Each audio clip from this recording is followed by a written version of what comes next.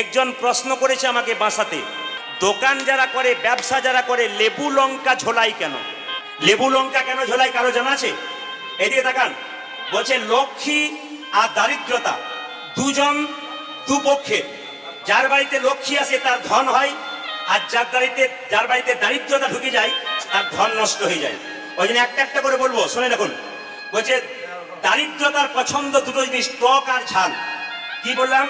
দারিদ্রতার দুটো জিনিস পছন্দ, কি? টক আর ঝাল। যদি কেউ বাড়িতে দারিদ্রতা আসে, বাড়ির দরজাতে আপনার লেবু লঙ্কা ঝোলাতে পারেন। কেন? যদি টক মানে লেবুটা টক আর লঙ্কাটা ঝাল, যদি দরজার সামনে টাঙ্গান আর দারিদ্রতা এসে যদি ওটা পেয়ে যায় আর ভেতরে ঢুকবে না, পালিয়ে যাবে, ও তো পেয়ে গেছে। আর লক্ষ্মী কি পছন্দ করে? মিষ্টি পছন্দ করে। তাই লক্ষ্মীকে দেবেন মিষ্টি আর দারিদ্রতাকে দেবেন লেবু আর লঙ্কা। ওই জন্য দরজায় দরজায় বা দোকান ব্যবসা যারা করে তাদের দেখবেন লেবু লঙ্কা ঝোলানো হয়, এটা মাথায় রাখবেন।